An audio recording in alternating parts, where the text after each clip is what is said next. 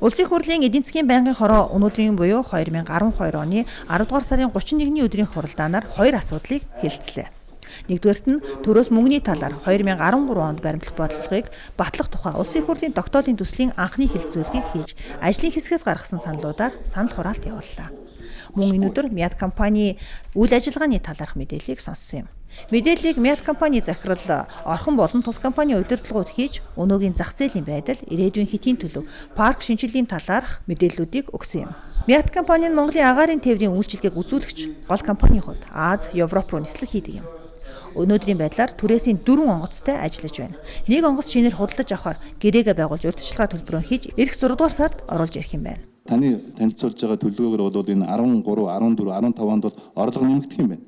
Харьцангуй орлого нэмэгдэх юм байна. Гэхдээ өнөөдөр биднэрт юу хэрэгтэй бол үйл ажиллагааны ашиг тийм үү? Өрсөлдөх чадвар л өнөөдөр чухал шүү дээ. Тэрнээс төр дангаараа өнөөдөр байгаад заавал ч өнөөдөр Мятыг ашигтай ажилуулахын төлөө биш. Өнөөдөр тэр ховчлын хурдан явуулаад хувийн хвшлийн тодорхой одоо ашиг сонирхлуудыг оруулж ирээ тийм ээ. Шаардлагатай бол стратегийн хөрөнгө оруулагч нар орж ирээд энийг одоо ашигтай ажилуулах тийм ээ, ард иргэдэд хямд одоо тарифаар үйлчлэх, тийзер үйлчлэхэд энэ л бол бидний гол чухал асуудал гэж би ойлгож байгаа шүү дээ тийм ээ. За мэдээж Мяд компани өөрийнхөө хувьд бол шийдвэрлэх, өөрчлөх зүйлүүд маш их байгаа. Тэгэхээр энэ аль нэг зүйл нь одоо юу гэдгийг хөгжлөг чөдөрлөж байгаа биш. Төр, хувийн хвшил, Мяд компани энэ гурав хамтарч иж агаарын тээврийг цаашид тэр үндэсний аюулгүй байдлыг эдийн засгт өргөжтэй хэлбэрээр хөгжүүлэх бүрэн болцсон одоо. Хамгийн гол нь тэрийн зүгээс тодорхой алхмуудыг хийх ёстой гэсэн шаардлагуудаа бид бол яам тэрүүмж харуулд бол байнга илэрхийлж байгаа. Мяд компани сүүлийн 12 жилд Европын чиглэлийн нислэгтээ 73 тэрбум төгрөгийн алдагдaltaй ажилласан байна. Энэ жилэл гэхэд 5 тэрбум төгрөгийн алдагдaltaй ажиллаж байгаа талаараа бас мэдээлсэн юм. Алдагдлын гол шалтгаан нь шатхууны үн, хятадын навигацийн төлбөр нэмэгдсэн явдал юм байна. Гадаад зах зээл дээр шатхууны үн тонн тутамдаа $1050 байдаг бол манайд $1500 байдаг байна. Яагаад энийг өөрөлдвөл 2-3 нийлүүлэгчээс судалж авч болдгүй юм. Наач бүр 100% монопол байна шүү дээ. Өрсөлдөөний хуулинд ингэж байж болохгүй гэж заасан баг шүү дээ.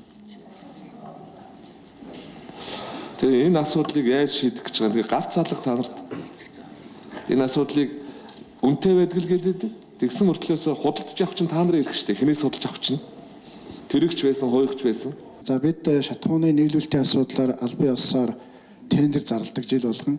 За тендер зарлахад мэдээж одоо юу гэдгийг Оросоос шатхуун, ер нь гадаадаас шатхуун импортлох хэрэгтэй 4-5 компани байдаг. За тэгээд тендер зарладаг. За тендер зарлахад үнийн хувьд одоо хамгийн хэдийгээр үнэтэй ч гэсэн бусдаас арай хямд үнд орж өгч байгаа компани бол үндсэндээ нэг Орос нефть, Сод Монгол гэсэн ийм хоёр компани л орж ирдэг.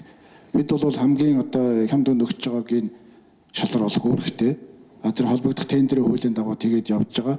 За энийг цааш нь яагаад энэ компани дандаа орж ирээд байгааг гэдгийг судлаад үзэхээр хэдийгээр Монголын 4-5 компани онгоцны шатхуун импортлох эрхтэй ч гэсэн Орос нефть гэж Оросын одоо нефть манайх руу импортлж байгаа компани энэ эрхүү ангаарс капцаагаас Сод Монголд шатхуунаа өгдөг. За бусад одоо юу гэдгийг Шунхлаач гэдэг юм уу Петровс компани болохоор тэр Омск одоо сүүлбэр Прибалтикаас шатхуунаа аваа гэдэг ийм нөхцөлийг тавьдаг юм байна.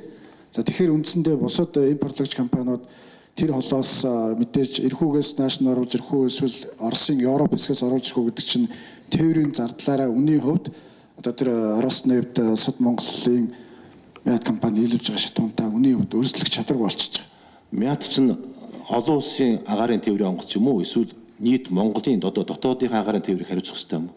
Өнөөдөр гадна талд хувийн хвшлийн агаарын тээврийн компаниуд болохгүй юм зөрчилтөө үүсгэж байна гэдэг байдаг. Гэтэл Мяд ч өөрөө дотоодын иргэнийхээ нислэгийг гол гүйцэтгэх ёстой байгууллага. За 2008 он хүртэл бол орон нутгийн тарифыг засгийн газраас хатуу барьж ирсэн учраас мэдээж улсын компаниар дамжуулж хэрэглэхэд хялбар байсан баг.